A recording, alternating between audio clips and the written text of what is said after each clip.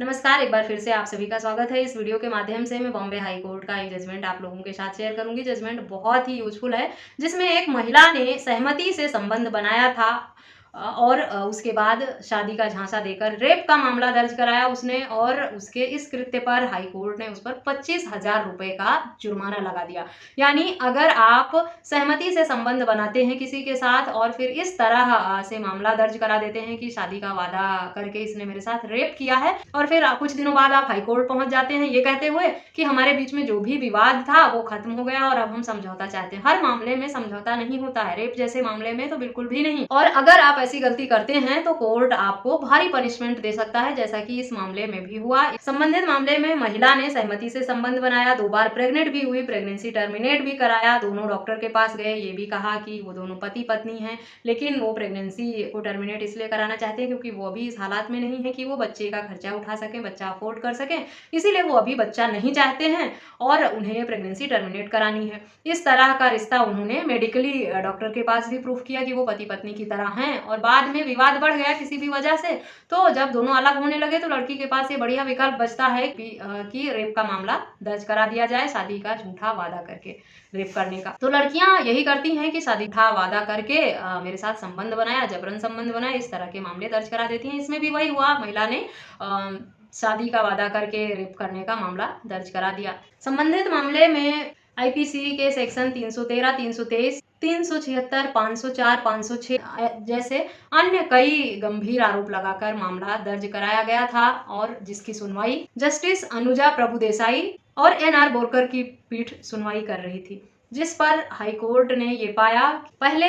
महिला ने शादी का झूठा वादा देकर, झांसा देकर रेप का मामला दर्ज कराया, फिर जब लड़के पर दबाव बना तो दोनों लोगों ने सुलह समझौता कर लिया बातचीत करके। ज़्यादातर यही होता भी है कि पहले दोनों लोगों का प्रेम संबंध होता है, दोनों में प्यार मोहब्बत होती है, मैरिड अनमैरिड सब तरह की महिलाओं में ये बहुत कॉमन होता जा रहा है कि शादी का वादा लड़के बहुत आसानी से कर देते हैं, सिर्फ फिजिकल रिलेशन बनाने के लिए। उनको लगता है हाँ कह दूंगा कि शादी करूंगा तुमसे तो ये मेरे साथ तो फिजिकली होने में इसको कोई दिक्कत नहीं होगी। सिर्फ किसी महिला को फिजिकली यूज करने के लिए आप इस तरह का झूठ बोलते हैं तो पनिशमेंट तो आपको मिलना चाहिए। लेकिन कोर्ट इन बातों को देखता है कि अगर आपने सहमति से संबंध बनाया है तो आप फिर रेप का मामला दर्ज नहीं करा सकती हैं। खासतौर पे मैरिड महिला अगर कोई है, पहले से शादीशुदा है, तो वो तो बिल्कुल भी नहीं करा सकती, चाहे उसके साथ चीट ही क्यों ना हुआ हो। कोई भी लड़का सहमति से संबंध बनाए या शादी का झांसा दे ले, कोर्ट एक्सेप्ट इस बात को नहीं करता है कि आपको शादी का झांसा कैसे देगा जब आप पहले से ही शादीशुदा थी।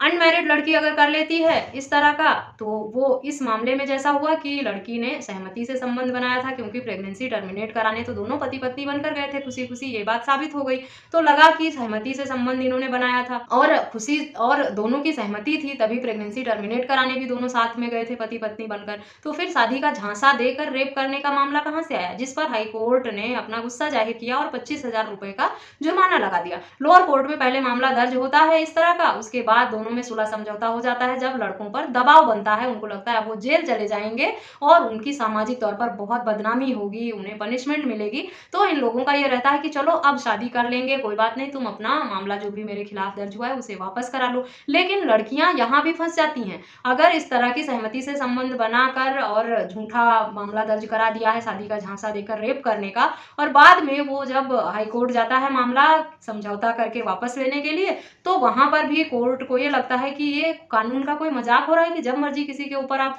रेप का मामला दर्ज करा दें और जब मर्जी उसे वापस ले लें। इस तरह के अपराध जिससे किसी की इतनी सामाजिक छवि खराब होती है, किसी पर एक इस तरह का आरोप लग जाता है, किसी महिला के साथ इस हद तक बदतमीजी करने का, उसके कैरेक्टर पर दाग लगता है, उसकी प्रतिष्ठा मान सम्मान को ठेस पहुंचती है, कानून का मिसयूज हो रहा है, समय का दुरुपयोग हो रहा है, कानून के समय का, कोर्ट के समय का दुरुपयोग हो रहा है, इन सब बातों पे कोर्ट की नाराजगी भी जायज है। तो लड़कियां इन बातों का ख्याल रखें कि किसी व्यक्ति के साथ रिलेशनशिप में आने से पहले और फिजिकली इन्वॉल्व होने से पहले इन बातों का ध्यान जरूर रखें कि अगर इस तरह की गलतियां करेंगी तो फंसना उन्हें ही है। लड़के बहुत ही आसानी से निकलने का कोई ना कोई ट्रिक ढूंढ लेते हैं। अगर तुमने उन्हें रेप के मामले में फंसा दिया तो वो बाद में सुलह समझौता के लिए हाथ पैर जोड़ने लगेंगे, पैर पकड़ने लगेंगे, शादी को तैयार हो जाएंगे, जैसा आप कहेंगी वैसा ही करूंगा कर लेंगे, और दबाव बनाएंगे कि ये किसी तरह अपना मामला वापस ले ले और उनके खिलाफ जो FIR हुआ है वो क्वेश हो जाए। और अगर आप वहाँ पर हमारा सेटलमेंट हो गया है और अब हम कोई भविष्य में विवाद नहीं चाहते हैं या हम शादी करने के लिए तैयार हो गए हैं, इस सब तरह की दलीलें देकर हाई कोर्ट पहुँचते हैं, तो वहाँ हाई कोर्ट आप पर जुर्माना भी लगा सकता है। इस मामले में 25,000 रुपये का जुर्माना हाई कोर्ट ने लगा दिया कि न्यायालय के समय का दुरुपयोग किया है, कानून का दुरुपयोग किया है। पहले आपने ये शादी रेप का मामला दर्ज कराया और फिर आप उसे वापस ले रहे हैं। तो